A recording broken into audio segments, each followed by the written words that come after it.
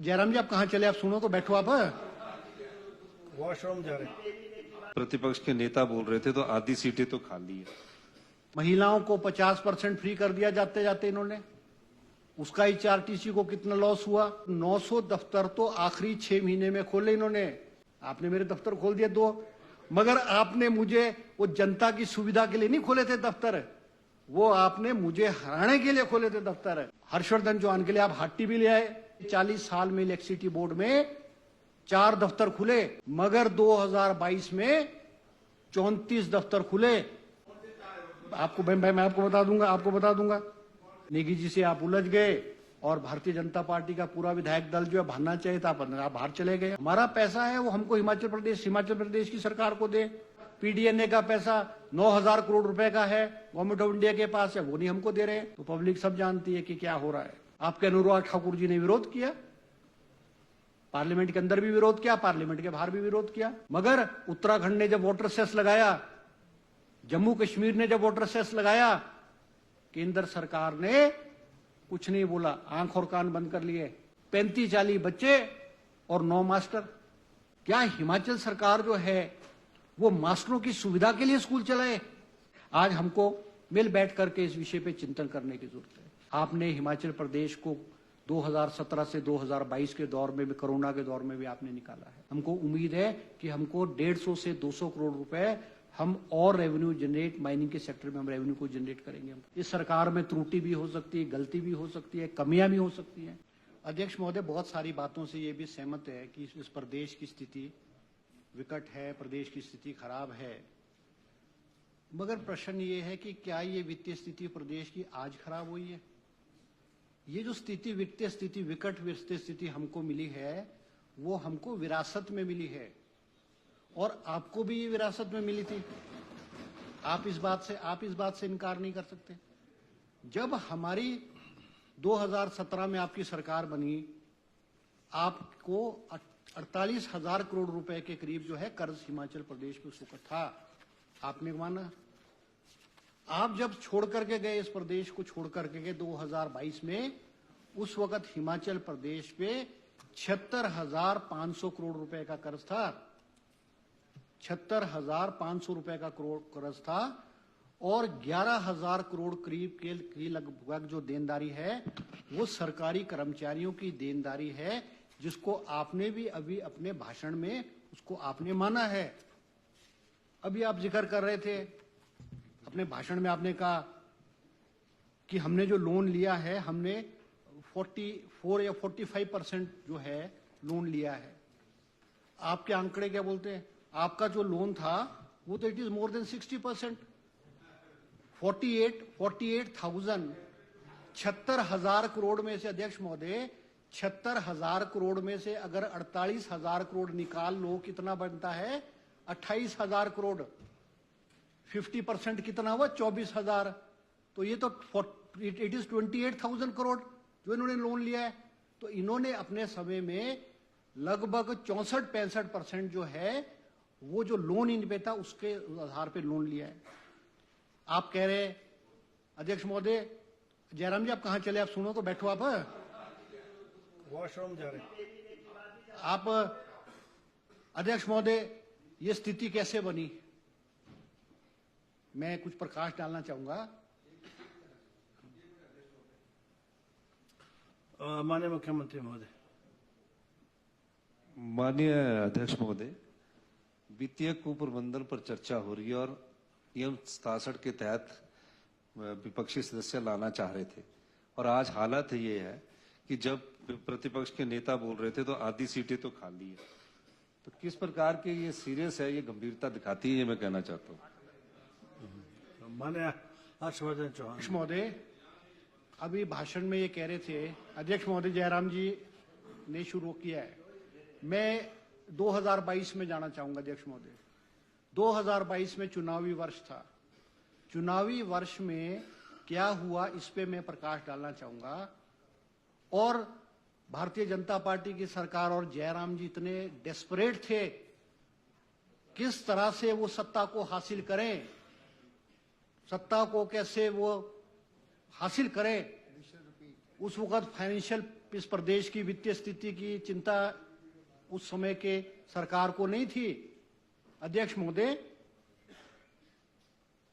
सबसे पहली बात यह कि इनके कार्यक्रम हुआ, स्वर्ण जयंती कार्यक्रम 2022 में शुरू किया इन्होंने कि हर चुनाव क्षेत्र में एक सरकार द्वारा जो है एक जनसभा का आयोजन किया जाएगा और उसका बजट 50 लाख रुपए प्रति चुनाव क्षेत्र रखा। तंबू, रोटी, टेंट, सरकारी बसें, सब कुछ 34 करोड़ रुपया तो अध्यक्ष महोदय इनके प्रचार और प्रसार पे सरकार का पैसा 34 करोड़ रुपए लगा। और एचआरटीसी की बसें होती थी, हर कार्यक्रम में 100 से 150 एचआरटीसी की बसें। जब आपकी सरकार गई, एचआरटीसी की 8 करोड़ की देनदारी उस वक्त जो है 8 करोड़ की देनदारी सरकार की एचआरटीसी के प्रति थी, जिन बसों को राजनीतिक कार्यक्रमों में आपने जो है इस्तेमाल किया। और अध्यक्ष महोदय, चुनाव नजदीक थे, हिमाचल की जनता को फ्री बीज कैसे दे दी जाए, महिलाओं को 50% फ्री कर दिया जाते जाते इन्होंने, उसका एचआरटीसी को कितना लॉस हुआ ये आपको पता नहीं है। अध्यक्ष महोदय, मुझे याद है 22 में मैं भी सदन में था, 120 यूनिट बिजली के फ्री आखिरी साल में। चलो पूरे होंगे, अभी तो हमारे पास 3 साल का समय है, आपके 3 साल का 120 यूनिट बिजली के फ्री आखिरी साल में। और अध्यक्ष महोदय, दफ्तर खोलने की जो होड़ थी, दफ्तर खोलने की जो होड़ थी, वो तो जब आंकड़ा निकला तो 900 दफ्तर तो आखिरी 6 महीने में खोले इन्होंने। मगर अगर इनके आखिरी 1 साल को जोड़ दिया जाए तो इनके दफ्तर जो खोलने की होड़ थी वो कम से कम 1,500 दफ्तर जो है पिछले 1 साल में इन्होंने खोले। अध्यक्ष महोदय, हर सरकार खोलती है दफ्तर, हर मुख्यमंत्री खोलते हैं, मुख्यमंत्री चुनाव क्षेत्रों में जाते हैं, लोग मांग करते हैं, चीजों को खोला जाता है। मगर अध्यक्ष महोदय, ऐसे ऐसे दफ्तर खोले गए। रोहित जी का चुनाव हुआ, एक चुनाव क्षेत्र में 2 एसडीएम के दफ्तर तो समझ आ सकते हैं, एक चुनाव क्षेत्र में 2 एसडीएम के दफ्तर तो एक दफ्तर तो समझ आ सकता है। मगर अध्यक्ष महोदय, हिमाचल प्रदेश के बहुत सारे चुनाव क्षेत्रों में 2-2 एसडीएम के दफ्तर भी खोले गए। जुब्बल कोटखाई का चुनाव था, जुब्बल में भी एसडीएम ऑफिस और कोटखाई में भी एसडीएम ऑफिस। परिणाम क्या हुआ कि भारतीय जनता पार्टी की उम्मीदवार की जमानत जब्त हो गई। मेरे चुनाव क्षेत्र में आपने खोले दफ्तर, 2 एसडीएम ऑफिस, मैं तो धन्यवाद करता हूं, आपने मेरे दफ्तर खोल दिए 2। मगर आपने मुझे वो जनता की सुविधा के लिए नहीं खोले थे दफ्तर, वो आपने मुझे हराने के लिए खोले थे दफ्तर, कि कैसे हराया जाए। अब ये मुकेश अग्निहोत्री जी थे डेप्टी सीएलपी लीडर, मैं डेप्टी सीएलपी लीडर था, मुझे बल रख पार लाओ जी मुकेश अग्निहोत्री के लिए। हर्षवर्धन चौहान के लिए आप हट्टी भी ले आए और हराने के लिए। अध्यक्ष महोदय, ये इनकी इतनी डेस्परेशन थी कि सत्ता को कैसे हथियाया जाए, कैसे मशीन रिपीट हो। अध्यक्ष महोदय, और मैंने बहुत सारे चुनाव क्षेत्रों में देखा मुख्यमंत्री जी को नहीं किस तरह से चिट्ठे दी जाती थी, ये स्कूल भी खोल दो, ये पीएचसी भी खोल दो, ये सीएचसी भी खोल दो, ये हॉस्पिटल भी खोल दो। अध्यक्ष महोदय, मैं आपके माध्यम से कहना चाहूंगा, हिमाचल प्रदेश में आपने जाते जाते बिजली बोर्ड में 34 दफ्तर खोले, जिसमें सर्कल ऑफिस खोला, एससी ऑफिस खोला, एक्सचेंज ऑफिस खोला, सब डिवीजन ऑफिस खोला। 40 साल में, पिछले 40 साल में इलेक्ट्रिसिटी बोर्ड में 4 दफ्तर खुले, मगर 2022 में 34 दफ्तर खुले। ये आप इनके डेस्परेशन का आप अंदाजा लगा सकते हो किस हद तक जो है, ये फैक्ट है। 34 मैं बता दूंगा आपको,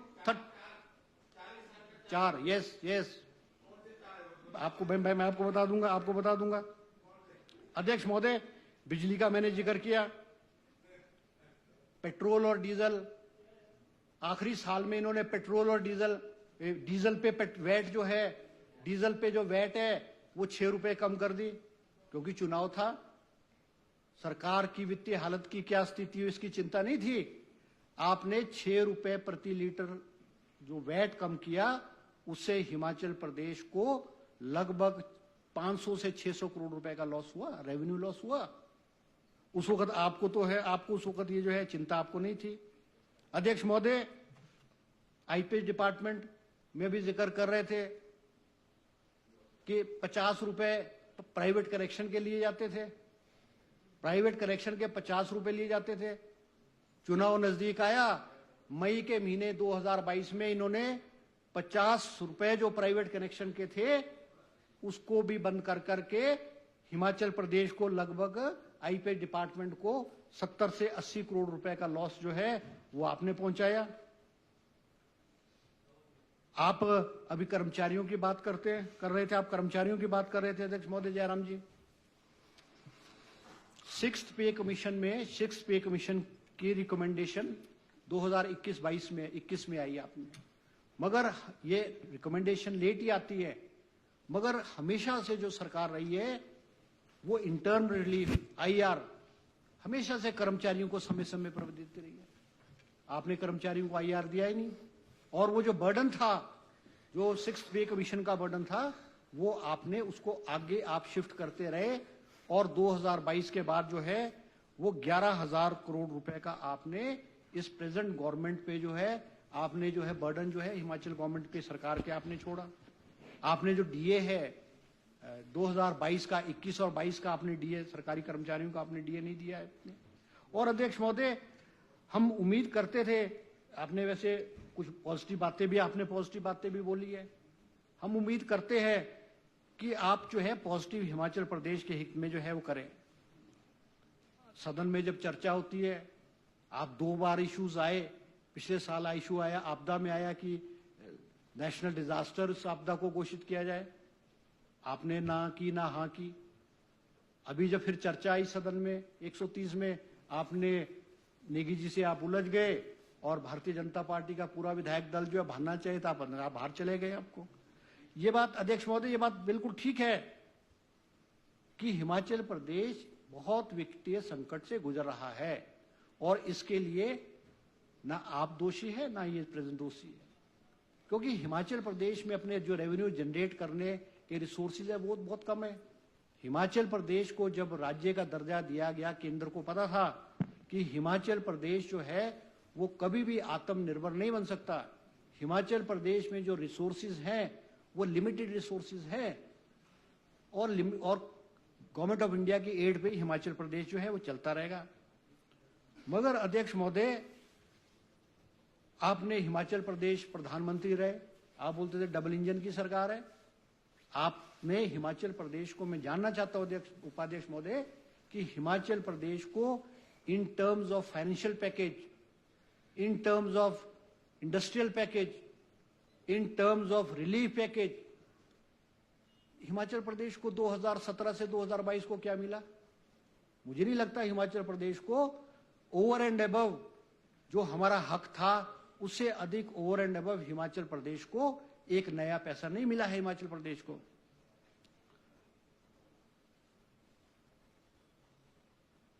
अध्यक्ष महोदय, अभी आप जिक्र कर रहे थे फाइनेंस कमीशन का, बिल्कुल बात ठीक है। हिमाचल प्रदेश की जो वित्तीय हालत खराब हुई है वो जो फाइनेंस कमीशन है, 15 फाइनेंस कमीशन की रिकमेंडेशन की वजह से हुई है। मगर 15 का फाइनेंस कमीशन को जो फैक्ट्स और फिगर है, कौन सी सरकार ने दिया? आपकी सरकार थी यहां तो उस वक्त। आप पक्ष नहीं रख पाए हिमाचल प्रदेश का। और मेरी कुछ अधिकारियों से बात हो रही थी अध्यक्ष महोदय, हिमाचल प्रदेश के हितों में सबसे बेस्ट जो फाइनेंस कमीशन की रिकमेंडेशन थी वो 14वें वित्त आयोग की बेस्ट रिकमेंडेशन थी। 13th वाला फाइनेंस कमीशन आया, उसने हिमाचल प्रदेश का बेड़ा गर्क किया। 14वां जो फाइनेंस कमीशन की जो रिकमेंडेशन आई है, इट वाज द बेस्ट।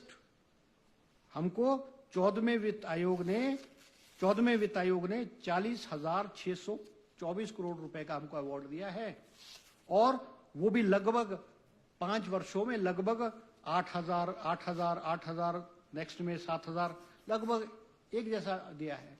अब तो ये तो टेपरिंग दिया है। और अध्यक्ष महोदय, अगर हम कंपैरिजन करें, 14वें वित्त आयोग में हमको जो रेवेन्यू डेफिसिट ग्रांट थी वो 40,000 करोड़ की थी, और 15वें में हमको कितनी मिली? 38,000। 15 में हमको जो है वो 38,000 करोड़ की मिली हमको। तो वो it is below the previous one. तो हमारी स्थिति तो खराब ही होगी ना। अगर हम कंपेयर करें हम 13वें और 14वें को, 13th फाइनेंस कमीशन में जो है वो हमको जो in term revenue deficit grant थी 7,000, 5 सालों में 7,889 करोड़। 14th फाइनेंस कमीशन ने हमको दी 40,624 करोड़, और 15th फाइनेंस कमीशन ने हमको दी 37,199 करोड़। वो अलग बात है, दूसरे स्टेटों के हम नहीं। यहाँ तो हिमाचल प्रदेश की बात हो रही है, और आप उस वक्त हिमाचल के मुख्यमंत्री थे। ठीक है, तो होगी, अब थे। तो हमारी हालत तो खराब होनी है। अब आप अगर हिमाचल का प्रेजेंट गवर्नमेंट को और मुख्यमंत्री सुखविंदर सिंह सुक्खू जी को दोष दे रहे हो, तो ये दोष नहीं है, ये तो जो फाइनेंशियल हालत है, वित्तीय कुप्रबंधन है या और चीजें हैं, ये तो हमको विरासत में मिला है। और अध्यक्ष महोदय, आपने जैसे कहा कि हमको जीएसटी का नुकसान हुआ हमको, मैं तो जीएसटी काउंसिल में हिमाचल प्रदेश को रिप्रेजेंट करता हूं। 2017 में जब जीएसटी शुरू हुआ, वो कंपनसेट करने की गवर्नमेंट ऑफ इंडिया ने बात की, लॉसेस कंपनसेट हुए, 5 ईयर के लिए हुए। जून 2022 में वो बंद हो गया, और जो जीएसटी का लॉस है वो हमको हिमाचल प्रदेश को 2,500 करोड़ रुपए का है। वो 2,500 करोड़ रुपए का लॉस जो आपको कंपनसेशन के रूप में मिलता था, इस प्रेजेंट गवर्नमेंट को नहीं मिलता। तो इस प्रेजेंट गवर्नमेंट की फाइनेंशियल हालत तो खराब ऑटोमेटिकली होगी। और गवर्नमेंट ऑफ इंडिया ने क्या कहा था? गवर्नमेंट ऑफ इंडिया ने कहा था कि हर साल जीएसटी का जो इंक्रीज है वो 14% एक्सपेक्टेड था, मगर कुछ राज्यों में 14%, विशेष करके हिमाचल में 14% जो एक्सपेक्टेड था वो नहीं आया। हम निवेदन करेंगे गवर्नमेंट ऑफ इंडिया को, उन स्टेट्स को कंपनसेट करना चाहिए। नॉर्थ ईस्ट की स्टेट है, जम्मू कश्मीर है, उत्तराखंड है, उनको गवर्नमेंट ऑफ इंडिया को in terms of GST losses में उसको गवर्नमेंट ऑफ इंडिया कंपनसेट करना चाहिए, और हम चाहेंगे उसमें आपका भी सहयोग मिले। अध्यक्ष महोदय, बहुत सारे इश्यूज है, भी उसका जवाब मुख्यमंत्री जी देंगे। बीबीएनडी के हमारे जो हमारे एरियर्स है वो आज भी पेंडिंग पड़ा हुआ है। आपके समय में भी वो पेंडिंग था, कोर्ट में भी पैरवी ठीक ढंग से नहीं हो पाई, मगर आपका डबल इंजन की सरकार थी, उससे बेहतरीन मौका हिमाचल प्रदेश को कभी भी नहीं मिल सकता जैसा मौका जो है आपके समय में मिला। वो जो इश्यूज हैं वो रिजॉल्व नहीं हुए। अभी आप एनपीएस की बात कर रहे थे, न्यू पेंशन स्कीम में हमारे गवर्नमेंट ऑफ इंडिया के पास 9,200 करोड़ रुपए। गवर्नमेंट ऑफ इंडिया से हमने निवेदन किया कि गवर्नमेंट ऑफ इंडिया हमारे पैसे को वापस दे। आप कह रहे थे क्यों दे? क्योंकि हमने, हिमाचल सरकार ने एनपीएस से जो है वो स्विच ओवर ओपीएस में कर लिया है। वो हमने ओपीएस में स्विच ऑफ कर लिया है। वो हमारा पैसा है, वो हमको हिमाचल प्रदेश की सरकार को दे, अब वो नहीं दे रहे हैं। पीडीएनए का पैसा 9,000 करोड़ रुपए का है गवर्नमेंट ऑफ इंडिया के पास है, वो नहीं हमको दे रहे हैं। अभी आप कह रहे थे कि गवर्नमेंट ऑफ इंडिया ने हमको पीएमजी सेवाएं में दिया, आपदा में दिया, थाना में दिया, ये दिया। मैं एक बात स्पष्ट रूप में कहना चाहूंगा, केंद्र सरकार ने हिमाचल प्रदेश को जो दिया है वो हमारा हक है, वो हमारा राइट है। पीएमजीएसवाई में फेज 3 में क्या हिमाचल प्रदेश को ही पैसा मिला और स्टेटों को नहीं मिला? सबको मिला। अभी आप मकानों का जिक्र कर रहे थे, प्रधानमंत्री आवास योजना में हिंदुस्तान के 29 सभी राज्यों को मकानों के लिए पैसा मिला है, और जो पंचायतों में, ब्लॉक में और हिमाचल प्रदेश ने जो प्रपोज किए थे वो गवर्नमेंट ऑफ इंडिया ने हमको भी दिया है, क्योंकि हिंदुस्तान के संवैधानिक अधिकार हमारा है। हिंदुस्तान के 29 राज्यों में हिमाचल प्रदेश भी एक राज्य है। हम तो वो बात करते हैं कि over and above Himachal Pradesh को केंद्र से क्या मिला। अभी आपका बजट 24-25 का बजट था, सारा हिमाचल प्रदेश और सभी लोग सुन रहे थे। जिक्र जब आपदा का आया, आपदा में माननीय हमारे फाइनेंस मिनिस्टर जी ने कहा कि special assistance to Assam, Sikkim and Uttarakhand, हमारा नाम नहीं आया। हमारा नाम आया कि हिमाचल प्रदेश को स्पेशल असिस्टेंट के मल्टीलेटरल असिस्टेंस, हाँ मल्टीलेटरल असिस्टेंस। अब राजनीतिक लोग तो समझ गए, 3 राज्यों को डायरेक्ट एड और हिमाचल प्रदेश को इनडायरेक्ट। तो ये भेदभाव नहीं तो और क्या है। भयंकर आपदा के बाद जितना नुकसान हिमाचल प्रदेश में हुआ, हिंदुस्तान के किसी राज्य में नहीं हुआ। आप केंद्र की वकालत कर लो, आपको करनी पड़ेगी, क्योंकि आप उसी राजनीतिक दल से हो। मगर जो लोग सुनते हैं और देखते हैं, हर व्यक्ति समझता है। हम राजनीतिक लोग जो मर्जी पाठ पढ़ाए, आपने अपनी जो राजनीतिक लैंग्वेज आपको छूट करेगी वो बोलेंगे, हमारे को जो राजनीतिक भाषा सूट करेगी हम बोलेंगे। मगर हिंदुस्तान में जो जनता है, कहती है ना, ये पब्लिक है, सब जानती है। तो पब्लिक सब जानती है कि क्या हो रहा है। अध्यक्ष महोदय, वाटर सेस की बात कर रहे थे आप। जब हम मुख्यमंत्री बने और इस प्रदेश की वित्तीय स्थिति पे जब नजर दौड़ाई और देखा कि हिमाचल प्रदेश वित्तीय आर्थिक संकट से जूझ रहा है, रिसोर्सेज मोबिलाइज करने की बात की। हम सबने विरोध किया। हिमाचल भवन का जो किराया एमएलए और एमपी और नेता लोग 100 रुपए और अधिकारी और जजेस 100 रुपए देते थे, मुख्यमंत्री ने बढ़ा करके उसको 1200 रुपए कर दिया। पूरे विधायक दल ने जो उसका विरोध किया। मगर रिसोर्सेज जनरेट करने के लिए इस प्रदेश की वित्तीय स्थिति कैसे सुधरे, मुख्यमंत्री जी ने छोटे छोटे कदम उठाए हैं। वाटर सेस लगा, ठीक है, कोर्ट ने उसको बाद में स्टक डाउन कर दिया। मगर अध्यक्ष उपाध्यक्ष महोदय, मैं जानना चाहूंगा कि भारतीय जनता पार्टी का वाटर सेस में क्या स्टैंड था। सब जानते हैं। आपके अनुराग ठाकुर जी ने विरोध किया, पार्लियामेंट के अंदर भी विरोध किया, पार्लियामेंट के बाहर भी विरोध किया, और गवर्नमेंट ऑफ इंडिया ने हिमाचल सरकार को लेटर लिखा और कहा कि आप नहीं लगा सकते। मगर उत्तराखंड ने जब वाटर सेस लगाया, जम्मू कश्मीर ने जब वाटर सेस लगाया, केंद्र सरकार ने कुछ नहीं बोला, आंख और कान बंद कर लिए।